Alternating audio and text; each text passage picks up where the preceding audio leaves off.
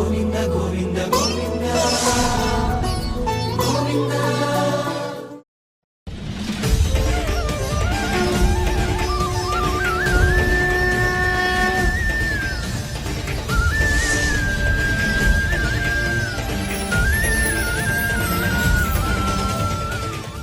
ఓం నమో వెంకటేశాయ.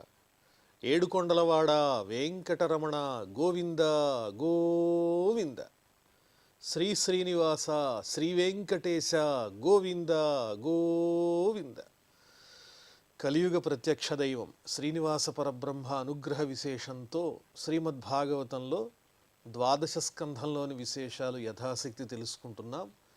నారాయణం నమస్కృత్య నరం చైవ నరోత్తమం దేవీం సరస్వతీం వ్యాసం తతో జయముదీరయేత్. సూత మహర్షి శౌనకాది మహర్షులకు పరమాత్ముని యొక్క దివ్యలీలా విశేషాలన్నీ వర్ణించి చెప్పి ఆ తరువాత వేదముల యొక్క శాఖలను తెలియజేస్తున్నారు. అందులో ఋగ్వేద శాఖలు వర్ణిస్తూ బాష్కల ప్రతిశాఖాభ్యో వాలఖిల్యాఖ్య సంహితాం చక్రే వాలాయ నిర్భజ్య కాసారశ్చైవతాం దధు. బాష్కలుడనే పేరు కలిగినటువంటి మహర్షి యొక్క పుత్రుని పేరు బాష్కలి.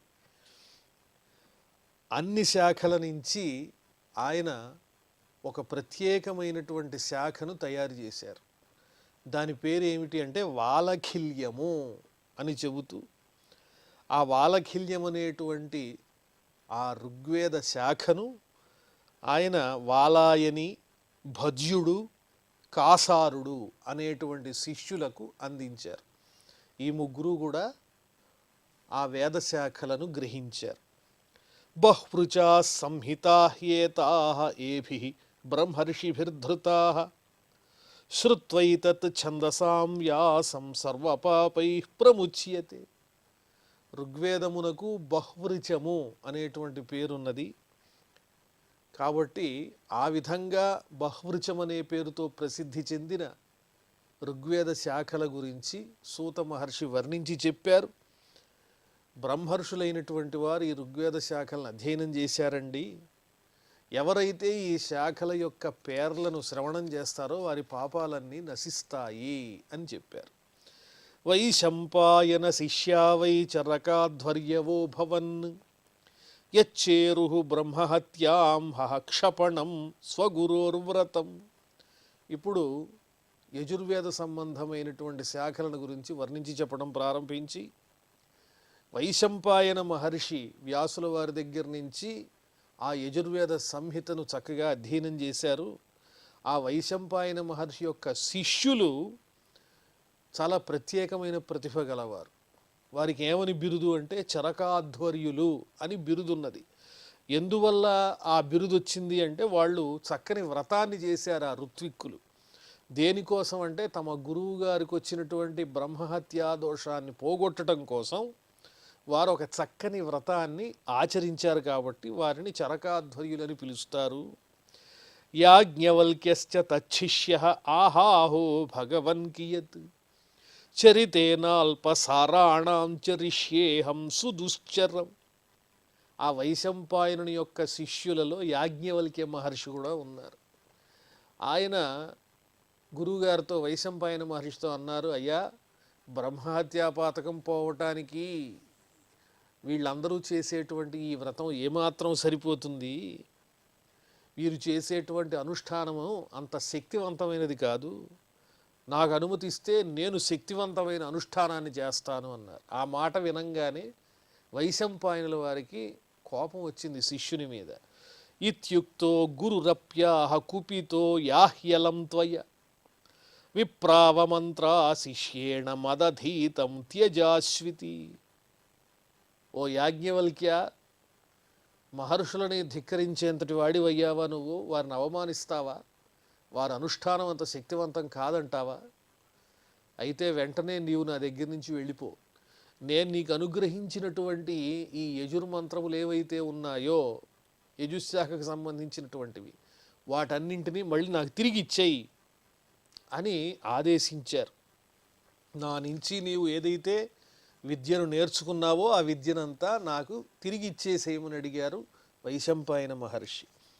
దేవరాత సుతస్సోపి చరిత్వా యజుషాం గణం తతో గతోధమునయో దదృశుస్తాన్ యజుర్గణాన్. దేవరాతుడనే మహర్షి యొక్క పుత్రుడైనటువంటి యాజ్ఞవల్క్య మహర్షి గురువుగారి యొక్క ఆదేశం మేరకు వారి దగ్గర నుంచి నేర్చుకున్నటువంటి ఆ వేద శాఖలను వమనం చేశారు, అంటే కక్కేశారు. గురువుగారి ఆజ్ఞ మేరకు తనలో ఉన్నటువంటి ఆ విద్యను బయటికి వదిలేశారు. వెంటనే మహర్షులు దాన్ని చూచారు. చక్కగా ప్రకాశిస్తూ ఉన్నటువంటి ఆ మంత్ర సమూహాన్ని చూచి, అయ్యో ఈ మంత్ర సమూహం అంతా యాజ్ఞవల్క్య మహర్షి నేర్చిందంతా ఇక్కడ విడిచిపెట్టేశారని ఆ మహర్షులు ఏం చేశారు? యజూంషి తిత్తిరా భూత్వా తల్లోలుపతయా దదుః తైత్తరీయ ఇతి యజుశాఖ ఆసన్ సుపేశలాః. ఆ మహర్షులు ఏం చేశారు? యాజ్ఞవల్క్య మహర్షి వమనం చేసినటువంటి ఆ వేద సంహితలను తిత్తిరి పక్షుల రూపంలో వచ్చి వారు స్వీకరించారు. ఎటువంటివి ఆ మంత్రములు అంటే చాలా మనోహరమైనటువంటివి, అద్భుతమైనటువంటివి. అందువల్లనే తిత్తిరి పక్షుల రూపంలో ఆ మహర్షులు యాజ్ఞవల్క్య మహర్షి విడిచిపెట్టినటువంటి మంత్ర సమూహాన్ని స్వీకరించారు. కాబట్టి ఆ యజుర్వేద మంత్రములకు తైత్తరీయము అనేటువంటి పేరు వచ్చింది. తైత్తరీయములు అని పిలుస్తారు. యాజ్ఞవల్క్యస్తతో బ్రహ్మన్ ఛందాంసి అధిగవేషయన్ గురోరవిద్యమానాని సూపతస్థే అర్కమీశ్వరం.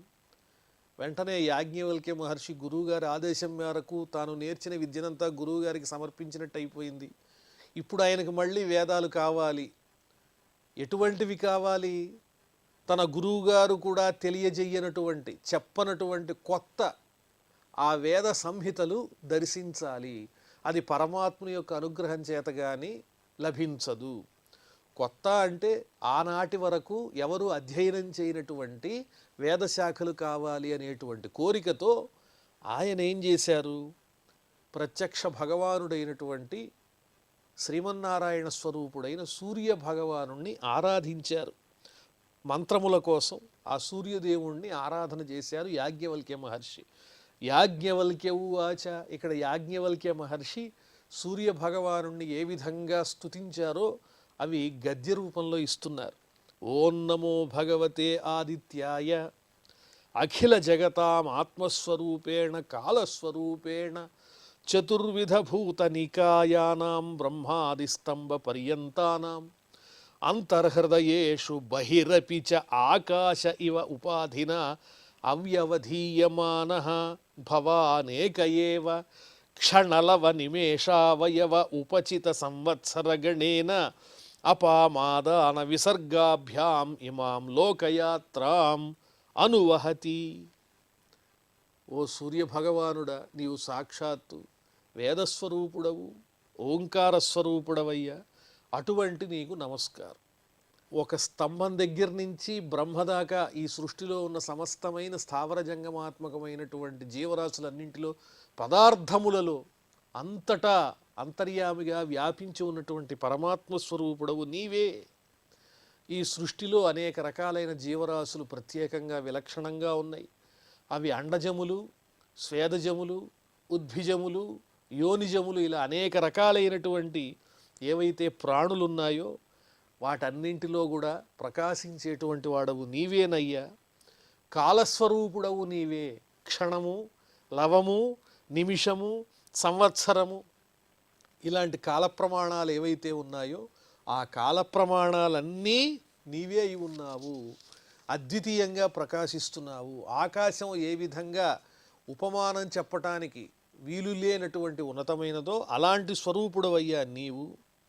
నీ కిరణములతో నీటినంతటినీ గ్రహించి ఆవిరి చేసి తిరిగి వాటిల్ని సమృద్ధిగా వర్షించి సస్యవృద్ధిని కలిగించేటువంటి పరమాత్ముడవు నీవేనయ్యా అని స్తుతిస్తూ, యదుహవావ విబుధర్షభ సవితః అధః తపతి అనుసవనం అహరహ ఆమ్నాయ విధిన ఉపతిష్ఠమానానాం అఖిల దురిత వృజిన బీజావభర్జన భగవత సమభిధీమహి తపన మండలం.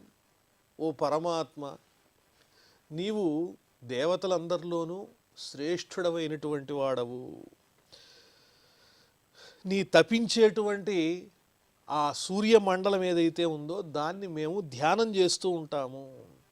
3 కాలములలో, త్రికాలములలో అహరహ సంధ్యాముపాసీత అని చెప్పినట్లుగా 3 కాలములలో నీ గురించి మేము చక్కగా ధ్యానం చేస్తూ ఉంటాం. అలా స్తుతించేటువంటి వారి యొక్క పాపాలన్నీ నీవు నాశనం చేస్తావయ్యా.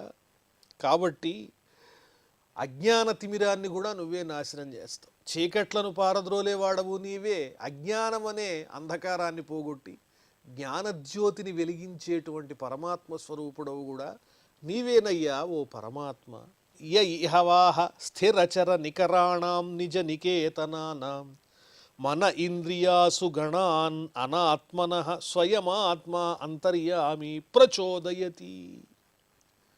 ఈ సృష్టిలో ఉన్నటువంటి స్థావర జంగమములైన ప్రాణులు ఏవైతే ఉన్నాయో వాటన్నిటికీ ఆధారభూతుడవు నీవే. వాటిలో ఉన్నటువంటి చైతన్య స్వరూపుడవు కూడా నీవే అయి ఉన్నావు. వారిలో ఆ ప్రాణులలో నీవు అంతర్యామిగా ఉన్నావు కాబట్టే ఈ మనస్సు, ఇంద్రియాలు సహజంగా ఇవి జడ పదార్థాలు. నీ చైతన్యం వల్లే ఇవి శక్తిని పొందినటువంటివై ఆ ప్రాణులలో చైతన్యాన్ని కలిగిస్తూ ప్రాణములను నిలబెడుతూ ఉన్నాయి. అలాంటి ప్రాణశక్తిని ప్రేరేపించేటువంటి వాడవు నీవే.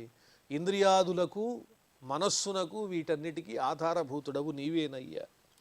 య ఏవ ఇమం లోకం అతికరాళ వదనాంధకార సంజ్ఞా అజగరగ్రహ గిలితం మృతకమివ విచేతనం అవలోక్యానుకంపయ పరమకారుణికః ఈక్షయైవ ఉత్థాప్య అహరహ అనుసవనం శ్రేయసి స్వధర్మాఖ్యాత్మావస్థానే ప్రవర్తయతి అవనిపతిరివ అసాధూనాం భయముదీరయన్ నటతి. నీవు ఎలాంటి స్వభావం కలిగిన వాడు అంటే ఓ సూర్యభగవానుడా, చాలా దయగలిగినటువంటి వాడవయ్యా. ఈ చీకటి ఉన్నదే అంధకారం, అది దారుణమైన కొండ చిలువ లాంటిది. కొండ చిలువ నోటిలో ఎంత దారుణమైనటువంటి అంధకారం ఉంటుందో ఈ చీకట్లు కూడా అలాంటి కొండ చిలువ లాంటి భయంకరమైన అంధకారం కలిగినటువంటివి. ఆ చీకటి అనే కొండ చిలువ ఈ లోకాన్ని మింగేస్తుంది. ఈ లోకంలో ఉన్నటువంటి వెలుతురునంతా మింగేస్తుంది. అప్పుడు నువ్వేం చేస్తావు? నీ శక్తితో ఈ అంధకారం అనేటువంటి కొండ చిలువ బారి నుంచి లోకాలను రక్షిస్తూ నీ దివ్యమైనటువంటి చూపుతో ప్రకాశింపజేస్తూ నీ కిరణములతో ఈ జగత్తునంతా వెలిగిస్తూ మానవులందరి చేత స్తుతింపబడతావు. నీ కిరణముల యొక్క తేజస్సు చేత అంధకారం అనే కొండ చిలువ నశించిపోతోంది. ఏ విధంగానైతే మహారాజు దుర్మార్గులైనటువంటి వాళ్లను, దుష్టులను దండిస్తూ ఉంటాడో, అలా దండిస్తూ సంచరిస్తూ ఉంటాడో రాజ్యంలో, అలాగే నీవు కూడా అజ్ఞానం అనేటువంటి చీకట్లను పోగొడుతూ ఈ లోకంలో సంచరిస్తూ ఉంటావు, వెలుగులు నింపుతూ అని వర్ణిస్తూ పరితః ఆశాపాలై తత్ర తత్ర కమల కోశాంజలిభి ఉపహృతార్హణ. సామాన్య మానవులే కాదు, దిక్పాలాదులు, దేవతలు అందరూ కూడా నిన్ను నిరంతరము ధ్యానం చేస్తూనే ఉంటారు, నిన్ను పూజిస్తూనే ఉంటారు.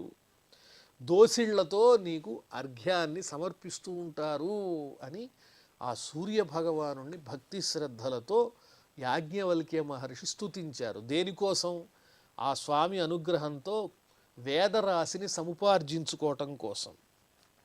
అథః భగవంతవ చరణ నళినయుగళం త్రిభువన గురుభిః వందతమహమయాతయామ యజుష్కామః ఉపసరామీతి. అందువల్లనే అద్భుతమైనటువంటి నా ఈ స్తోత్రాన్ని స్వీకరించి ఈనాటి వరకు ఎవరికీ తెలియనటువంటి ప్రత్యేకమైన వేదరాశిని నాకు అనుగ్రహించవలసిందని నీ పాదములను నేను సేవిస్తూ ఉన్నాను. ముల్లోకంలో ఉండేటువంటి మహానుభావులందరూ నిన్ను సేవిస్తూనే ఉంటారు. అలాగే నేను ప్రార్థిస్తున్నానయ్యా, నాకు ఆ మంత్రములను అనుగ్రహించవలసిందని కోరారు. సూత ఉవాచ ఏవం స్తుతః స భగవాన్ వాజిరూపధరో హరి యజూంషయాతయామాని మునయే దాతు ప్రసాదితః. ఇలా ఆ యాజ్ఞవల్క్య మహర్షి చేత స్తుతింపబడినటువంటి సూర్యభగవానుడు అశ్వరూపంలో, ఒక అశ్వం అంటే గుర్రం రూపంలో వచ్చి సంహితను, వేదమంత్ర సంహితను అనుగ్రహించారు. ఆనాటి వరకు ఎక్కడా ప్రకటితము కానటువంటి ప్రత్యేకమైన వేదరాశిని ఆ మహర్షికి, యాజ్ఞవల్క్య మహర్షికి అనుగ్రహించారు. యజుర్భిరకరోచ్ఛాఖా దశ పంచశతైర్విభు వాజసన్యస్తాః కాణ్వమాధ్యందినాదయః. ఆ వందలాది మంత్రములతో కూడినటువంటి వేదరాశిని యాజ్ఞవల్క్య మహర్షి 15 శాఖలుగా విభాగం చేశారు. ఆ 15 శాఖలను గుర్రం రూపంలో వచ్చి సూర్యభగవానుడు అందించారు కాబట్టి ఆ సంహితను వాజసనేయ సంహిత అని పిలుస్తారు. ఆ శాఖలను ఎవరు అధ్యయనం చేశారంటే కాణ్వుడు, మాధ్యందినుడు అనే పేరు కలిగినటువంటి మహర్షులు అధ్యయనం చేశారు. జైమినేః సామగస్యాసీత్ సుమంతుస్తనయో ముని సున్వాంస్తు తత్సుతః తాభ్యాం ఏకైకాం ప్రాహ సంహితాం. ఇంకా సామవేద శాఖల గురించి వర్ణించి చెబుతూ సామవేదాధ్యయనం చేసినటువంటి జైమిని మహర్షి, ఆయనకు సుమంతుడు అనే పేరు కలిగిన కుమారుడున్నాడు. ఆ సుమంతుని పుత్రుడి పేరు సున్వంతుడు, అంటే జైమిని మహర్షికి మనుమడు. ఈ జైమిని మహర్షి ఏం చేశారు, తన కుమారుడైనటువంటి సుమంతునకు అలాగే తన మనుమడైనటువంటి సున్వంతునకు ఒక్కొక్క సంహిత చొప్పున ఈ సామవేద శాఖను చక్కగా చెప్పారు. సుకర్మాచాపి తచ్చిష్య సామవేద తరోర్మహాన్ సహస్ర సంహిత భేదం చక్రే సామ్నాం తతోద్విజ. అలాగే జైమిని మహర్షికి ఒక ప్రముఖ శిష్యులు కూడా ఉన్నారు. ఆయన పేరు ఏమిటంటే సుకర్మ. సుకర్మ అనే పేరు కలిగినటువంటి మహర్షి. ఆయన చాలా గొప్పవాడు. ఈ సామవేదం అనేది ఒక వృక్షం అయితే ఆ సామవేద వృక్షం నుంచి సుమారుగా 1000 శాఖలను విభజించినటువంటి మహర్షి ఎవరంటే ఆ సుకర్మ అనే పేరు కలిగినటువంటి మహర్షి. హిరణ్యనాభః కౌసల్యః పౌష్యంజిశ్చ సుకర్మణః శిష్యౌ జగృహతుశ్చాన్య ఆవంత్యో బ్రహ్మవిత్తమః.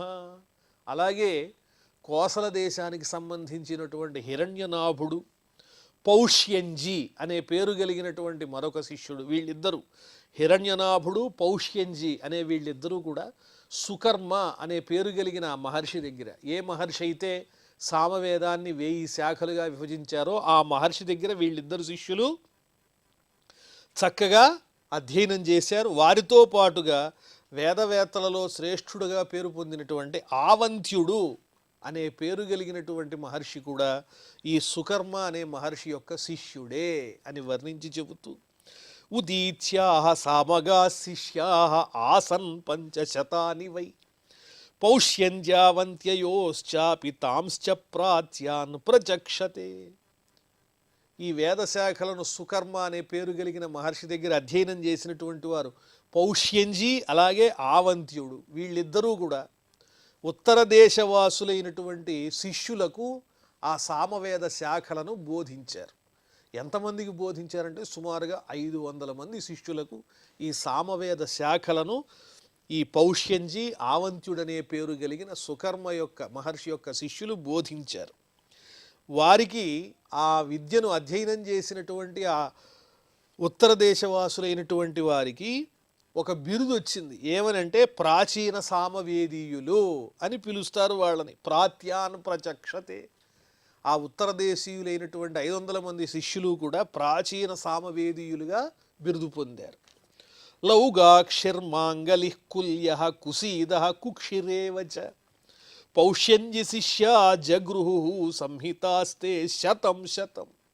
అలాగే పౌష్యంజి అనే మహర్షి యొక్క శిష్యులైనటువంటి లౌగాక్షి, మాంగలి, కుల్యుడు, కుసీదుడు, కుక్షి ఈ 5గురు కూడా ఒక్కొక్కరు 100 శాఖల చొప్పున ఆ సామవేద శాఖల్ని అధ్యయనం చేశారు. కృతో హిరణ్యనాభస్య 24 సంహితాః శిష్య ఊచే స్వశిష్యేభ్య శేష ఆనంత్య ఆత్మవాన్.